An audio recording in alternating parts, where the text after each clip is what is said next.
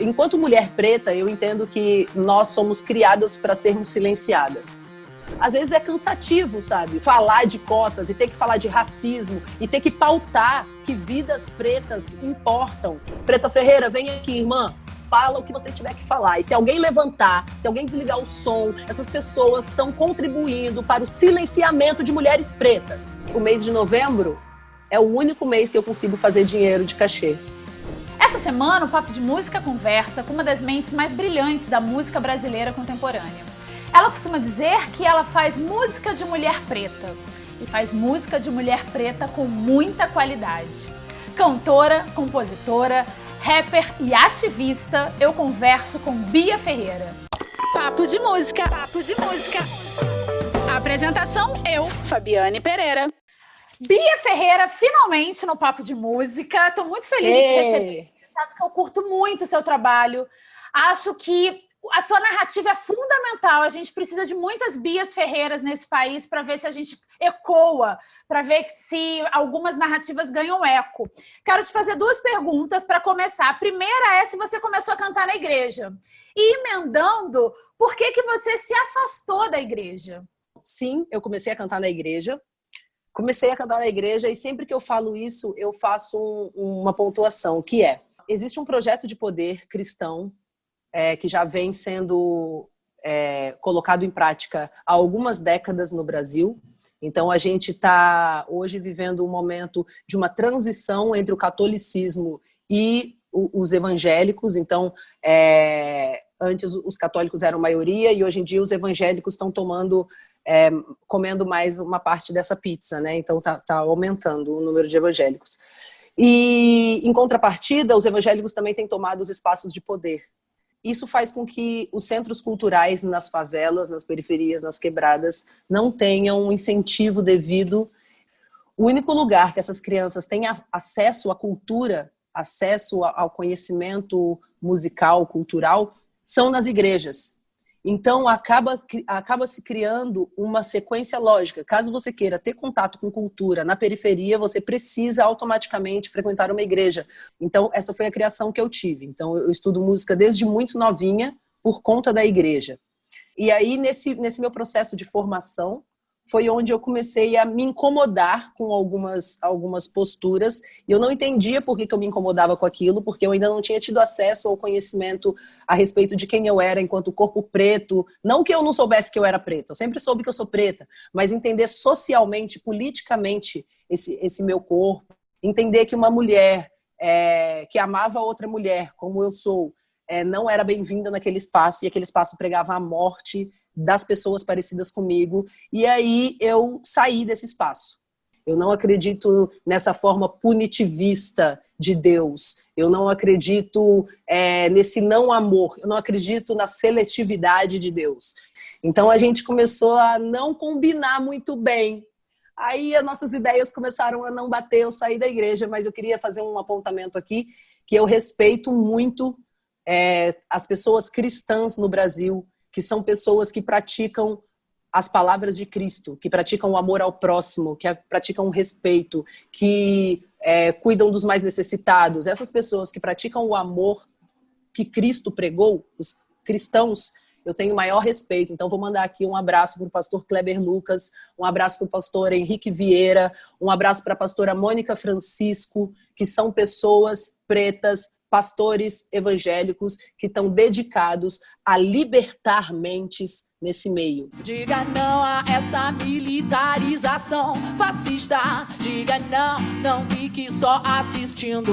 Muita gente chora, irmão, enquanto você tá rindo. Bia, uma vez eu vi, ou foi numa entrevista que você me deu, ou eu li em algum lugar, que você utiliza de técnicas de neurolinguísticas na hora de compor. E aí eu queria saber como é que é esse processo seu de criação. Cara, meu pai é um cara que estuda neurolinguística, ele é psicopedagogo. E ele me ensinou muita coisa, então ele me botou para ler, me botou para assistir sermões, para eu aprender oratória e narrativa, enfim. E então eu fui treinada para falar em público. Enquanto mulher preta, eu entendo que nós somos criadas para sermos silenciadas. Então, nós somos criadas e construídas socialmente para que a gente não fale, para que a gente não reclame. Então, eu entendo a palavra como uma libertação. Então, eu tive uma vantagem social, porque pessoas pretas não têm privilégios, né? Então, eu tive uma vantagem social de ter pais que entenderam a necessidade da educação musical, por exemplo, que entenderam a necessidade de oratória e dicção e essas coisas, embora nós fôssemos uma família pobre. E aí, utilizando dessa mesma técnica de informação, né, de comunicação, que a neurolinguística é uma forma de se comunicar. Eu escrevo e reescrevo minhas músicas várias vezes até eu entender que ela tá boa. Então, nesse processo de escrever e reescrever as canções, é quando eu consigo aplicar essas técnicas de comunicação. A neurolinguística, ela é usada para que você consiga direcionar o sentimento do interlocutor, fazer com que ele compreenda e não só escute o que você está falando, com que aquilo toque no coração dele. Isso é uma tecnologia usada por vários pastores aí, é assim que as pessoas doam a casa, o carro, a senha do cartão de crédito, são com técnicas de neurolinguística.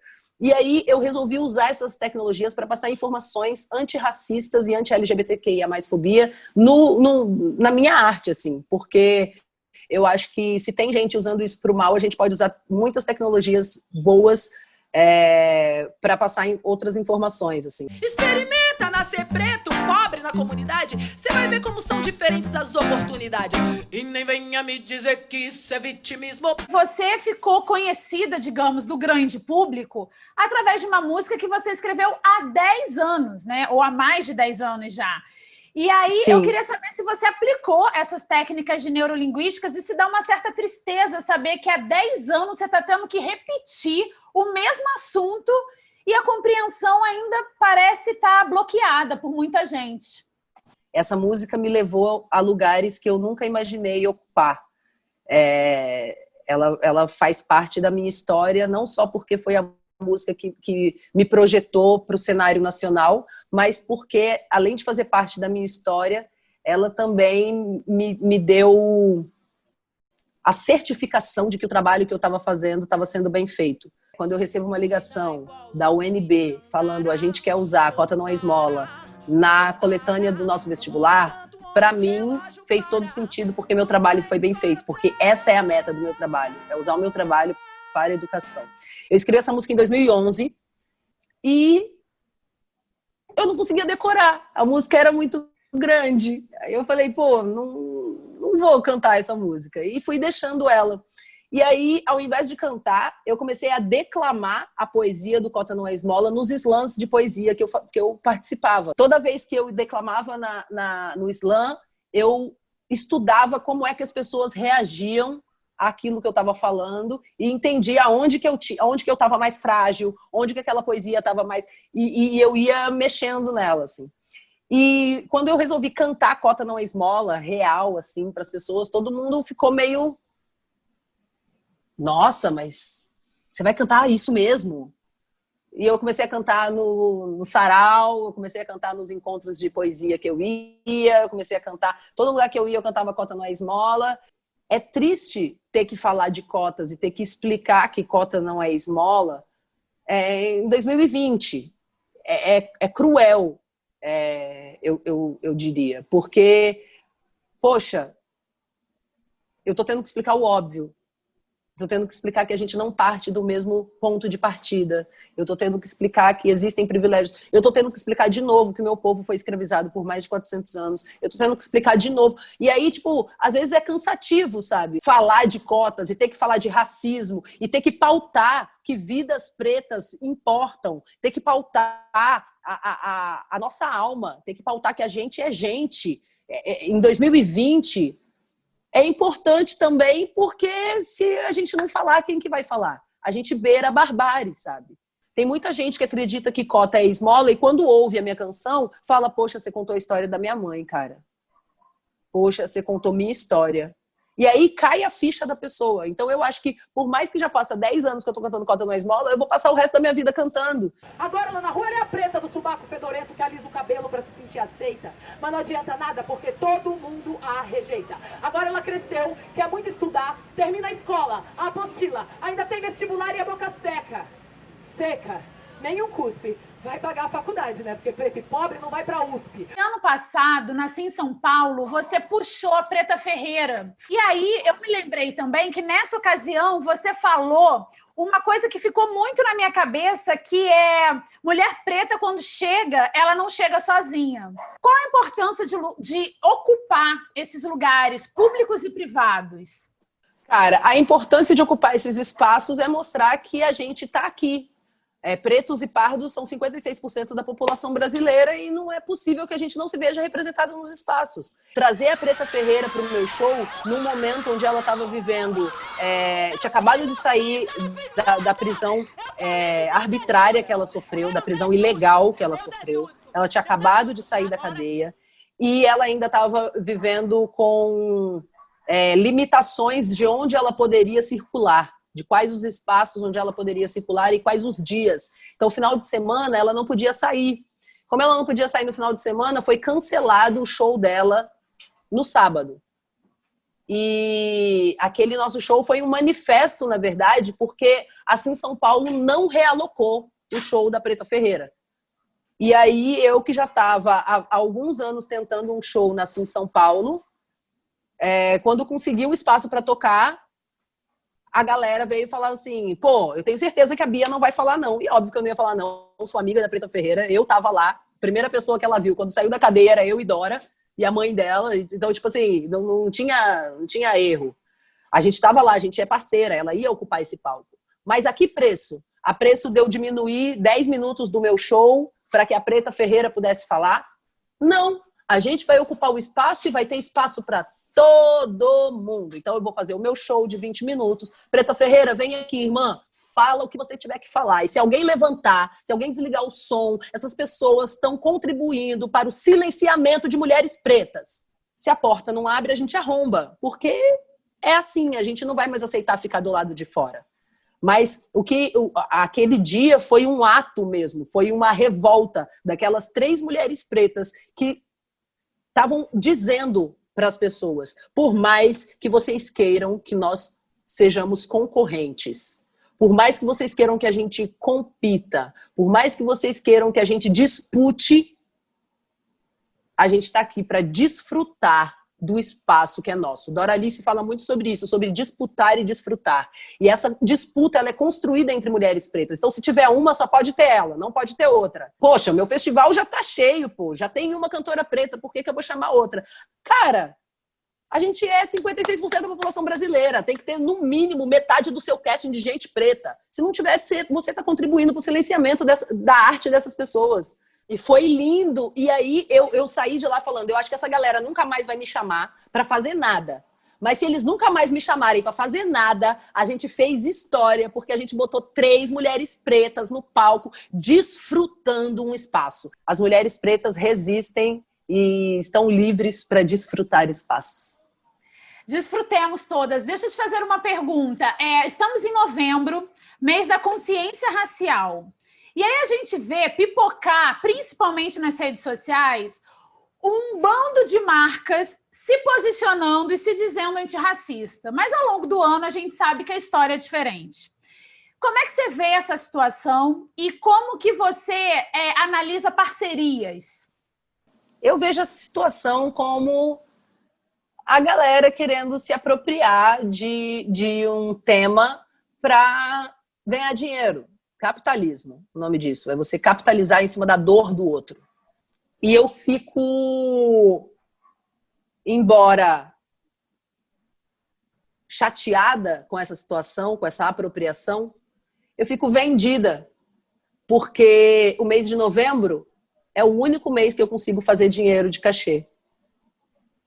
Mês de novembro, o Yuri Marçal fez uma brincadeira esses dias, eu achei maravilhosa. Mês de novembro é bandeira 2 para os pretos. Então, a gente cobra bandeira 2, porque é o único mês que as empresas querem trabalhar com a gente, é o único mês que as marcas querem fazer publi post, é o único mês que... Só que a gente paga a conta o ano inteiro. Então, o que eu acho é que é muito cômodo. As empresas se acomodam num discurso brando e raso sobre a consciência negra e sobre a real necessidade desse debate para só colocar um token ali. Então, eu vou chamar uma pessoa que, tudo bem, ele é preto, mas ele apoia o Bolsonaro. Mas tudo bem, ele é preto. Eu vou botar ele aqui e vou falar, olha, vai lá, fala, porque é consciência preta. E aí as pessoas que realmente têm coisas importantes para dizer continuam sendo invisibilizadas. Mas a gente, tô aqui, ó, manda jobs, estamos aqui precisando pagar as contas do final do ano, entendeu? Pode mandar que a gente trabalha o novembro inteiro. Bandeira 2. Eu boto fé na tia que tá trabalhando 12 horas, faxinando 3 horas na condução, você bota fé. Ô, Bia, recentemente você lançou um clipe, Boto Fé, e eu queria saber no que tu tá botando fé. Esse clipe de Boto Fé foi a coisa mais linda do mundo. Eu preciso falar dele aqui. Muito obrigada, galera da Boto e da Colmeia 22, que fez esse clipe acontecer e tá na rua. Para mim, foi a realização de um sonho. Eu dirigi um Mustang, super afrofuturista, um negócio tipo assim, uau, muito massa. Eu gostei muito. E eu escrevi essa música porque essa música, ela é a profissão de fé da igreja lesbiteriana. Então eu boto fé na menina de 13 anos, medicina tá sonhando, mas tem que cuidar do irmão. Eu boto fé na tia que tá trabalhando, 12 horas faxinando, 3 horas na condução. Você bote fé porque se você faltar com a fé, você não vai ter pra onde correr. Isso não vai ser muito bom. Você bote fé porque senão falta café. Você não tem força para correr e mudar a situação. Bote fé e não deixe que a sua fé caia e tudo ruim que saia, continue sem parar. Bote fé, firme e se mantenha em pé, porque quando bota fé, ela não costuma falhar. Eu boto fé no ser humano, cara. Eu boto fé nas pessoas, eu boto fé nas crianças pretas, eu boto fé na educação, eu boto fé na transformação através da cultura, eu boto fé que a gente vai destruir, derrubar esse governo e deixar ele nos porões da história, no lugar mais apertado que a gente conseguir e reconstruir um país novo. Eu boto fé que a gente vai conseguir a vacina. Eu boto fé que a gente vai voltar a fazer show. Eu boto fé no SUS. Eu boto muita fé no SUS, assim. Eu sou uma menina preta que viveu a vida inteira de SUS. Eu nunca tive plano de saúde. Eu sempre fui do SUS e defendo o SUS com unhas e dentes. Eu tenho uma irmã com câncer tratada pelo SUS, minha mãe com câncer tratada pelo SUS. Eu acho que a gente precisa, além de defender o SUS, promover políticas públicas que obriguem os nossos representantes a usarem o SUS também. Porque eu acho que esse é o maior sistema de saúde. Ele é estudado em vários lugares. Saúde de graça, gente. Se você for para os Estados Unidos, todo mundo ama os Estados Unidos. Vai para lá para você ver quanto que você vai gastar para ficar internado 2 dias com diarreia. Sei lá, sabe? Então eu acho que a gente precisa defender o SUS, amar o SUS e lutar para a manutenção desse sistema que, bem ou mal, eu, por exemplo, só tô viva hoje por causa do SUS. Cota não é esmola. Cota não é esmola. Cota não é esmola. Falinha! Olha, você falou do seu pai, você falou que ele estuda neurolinguística. Mas aí eu queria saber que música que te lembra seu pai?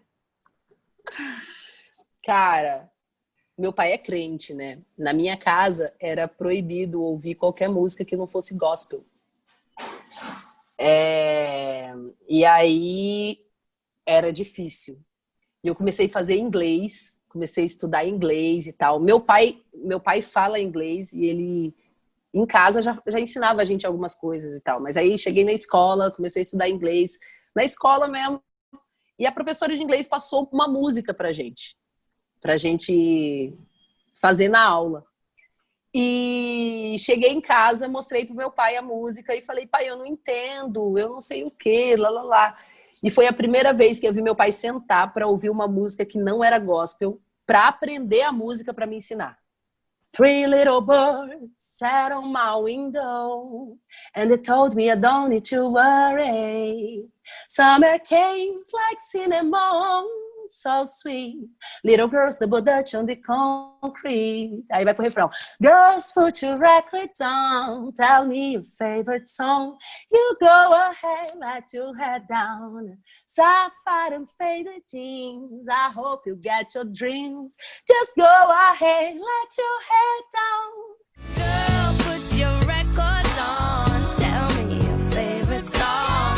You go ahead, let your head down. Uma música, a gente falou muito de amor, de afetos, né? Da importância de fortalecer os afetos. Eu queria que você cantasse uma música de amor. De amor. Eu tenho feito muitas músicas de amor ultimamente. Mas eu vou cantar uma que eu acho que me representa bastante. Que fala de saudade. A saudade se instaurou naquele cheiro dado atrás da minha orelha, no arrepio dos meus pés até a cabeça. Eu sinto falta, o meu todo te deseja, meu corpo pulsa, lateja, almejando te encontrar. A saudade se instaurou com aquele gosto que deixou na minha boca, lembrando a rapidez com que você tira minha roupa. Da tremedeira, minha perna fica boba. Meu Deus, que vontade doida que eu tô de te amar. Que lindeza, gente! Para encerrar, uma música que tem a letra que você gostaria de ter feito. Caramba! Terreno fértil foi se corta a face da verdade exposta. Muita escolha, pouco aposta, o prêmio é tiro, bomba e bosta. Anula a existência, paga mal e qual o problema? Agora o lucro tá mantido, palmas pro sistema. Banqueiros, garimpeiros, a turma do agronegócio é bala bíblia, bala boi, bala que só atinge os nossos. E se a gente se rebela, quem impede de vencer os fardados que são pagos para mantê-los no poder? Reconheça o seu inimigo. Aliadas são as manas que correm contigo. Eu gostaria muito de ter escrito essa música, mas quem escreveu foi a Doralice. Doralice, gênia. Ela é um gênio. Ela é. Bia, muito obrigada por essa troca. Eu adoro conversar com você, eu aprendo um monte. Obrigada mesmo, viu? Bia, eu que agradeço, cara. Eu gosto muito de trocar com você também. Eu agradeço porque não é só aqui, porque você sempre manda uma mensagem. Bia, você tá bem? Tá tudo bem por aí? Como é que vocês estão? E é muito massa poder ter essa troca, porque é de verdade. E a gente tá num mundo tão de fake, né? Que quando a gente troca com gente de verdade é muito bom. Então, muito obrigada, Fabi.